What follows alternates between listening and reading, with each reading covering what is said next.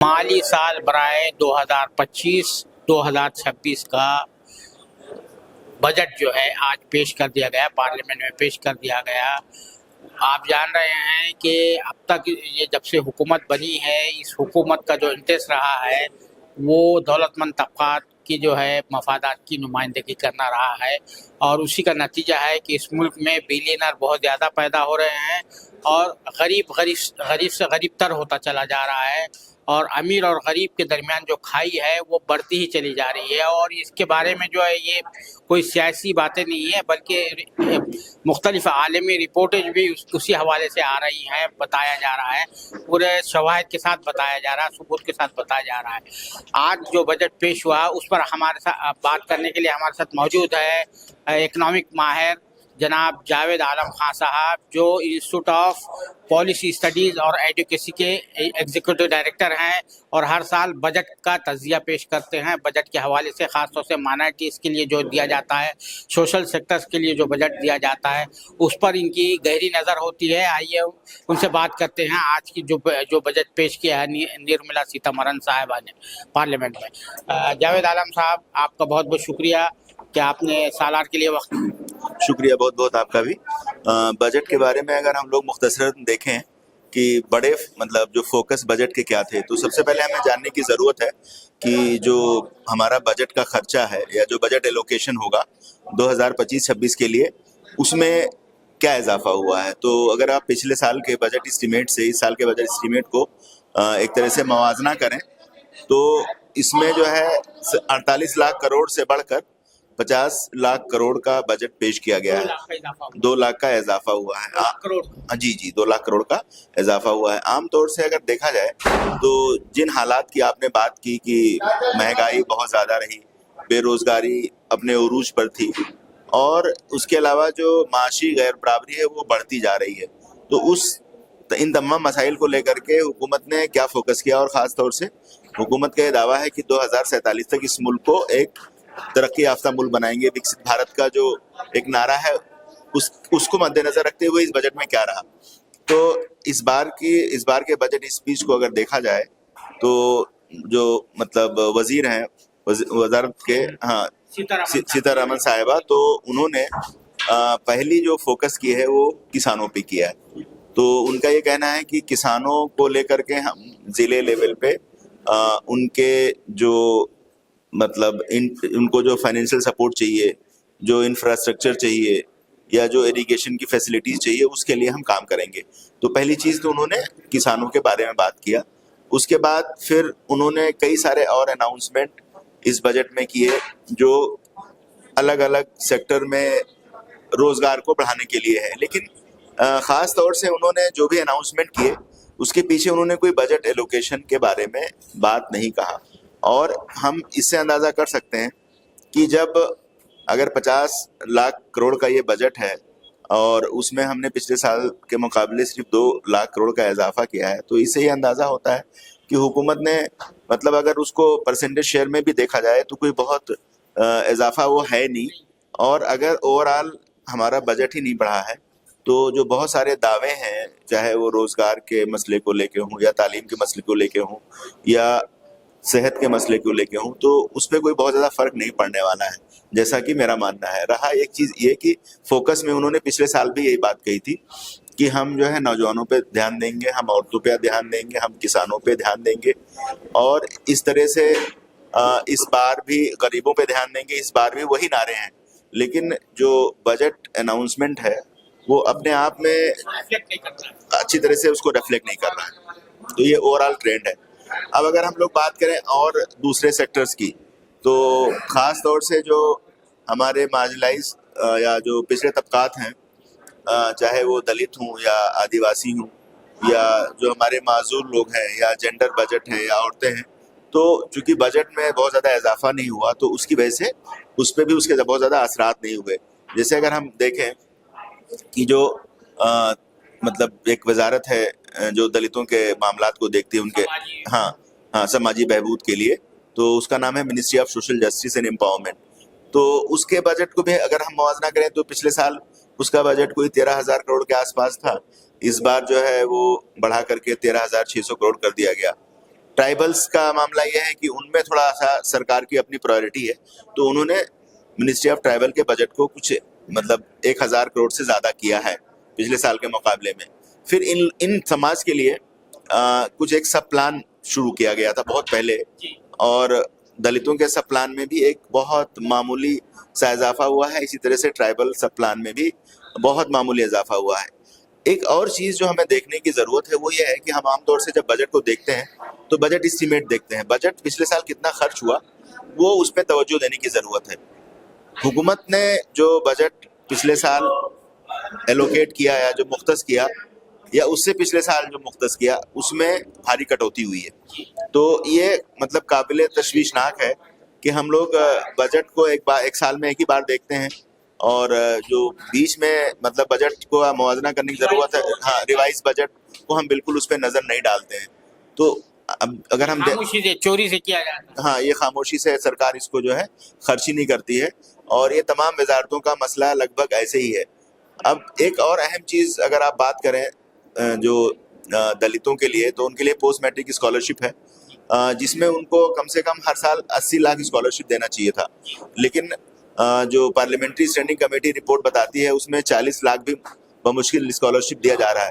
तो ये जो इम्प्लीमेंटेशन या नफाज का मामला है वो नहायत ही ख़राब है, और उस पर काफ़ी ज़्यादा ध्यान देने की ज़रूरत है। इसी तरह से ट्राइबल के लिए जो सबसे ज़्यादा बजट जाता है वो एकलव्य रेजिडेंशियल मॉडल स्कूल पे जाता है। वहाँ पे भी सूरत हाल यही है कि जो बजट खर्च है वो बिल्कुल ही जो है आधा अधूरा है।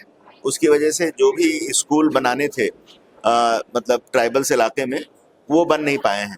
तो वहाँ पे भी नफाज की सूरत हाल बहुत ही ख़राब है। अब हम लोग बात करते हैं कि माइनॉरिटीज़ के लिए क्या रहा।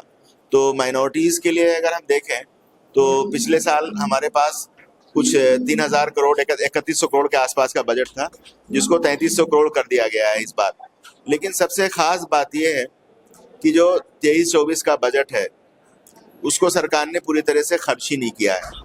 अभी जो हम डेटा देख रहे थे, जो 25 का जो बजट, हाँ, उसमें जो है सरकार जो है वो 3,000 करोड़ के आसपास के बजट को बमुश्किल 150 करोड़ भी खर्च नहीं कर पाई है। तो अब इसके कितना बड़ा मजाक हो रहा है। हाँ, ये जी बिल्कुल 150 करोड़ ही कह रहे हैं, 3,000 करोड़ के करीब था। 31 3,000 हाँ था, तो उसमें से 150 करोड़ ही खर्च हुआ थी। जी।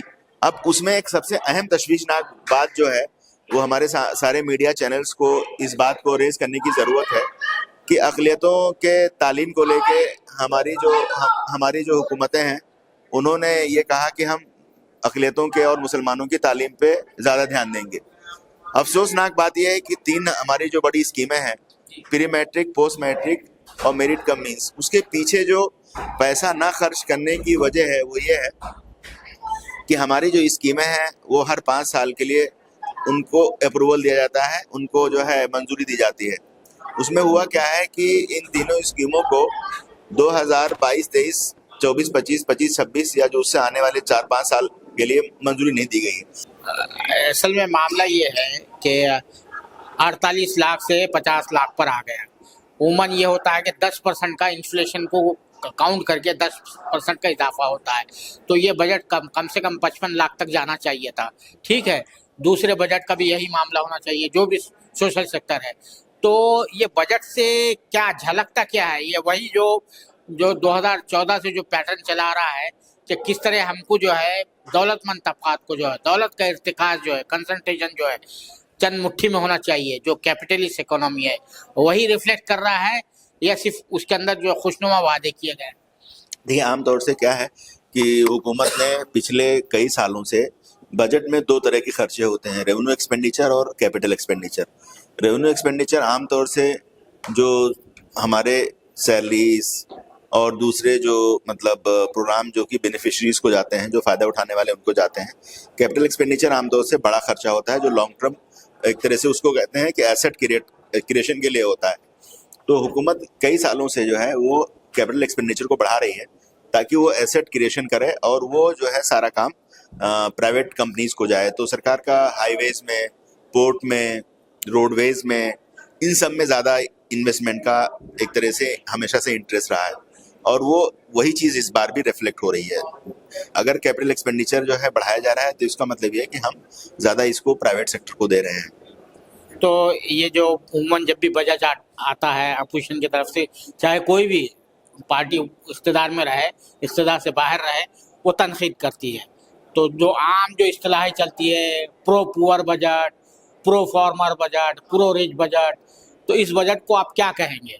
यानी हाँ, एक है आप इंडिपेंडेंट जो है तज्जियाकार है, इकोनॉमिक तज्जियाकार है, एनालिस्ट है, बजट का हर साल जो है तो आप तज्जिया करते हैं, तो इस बजट को किस इस्तिलाह में जो है हम पेश कर सकें? इसको हम बिल्कुल ही प्रो पुअर बजट नहीं कह सकते।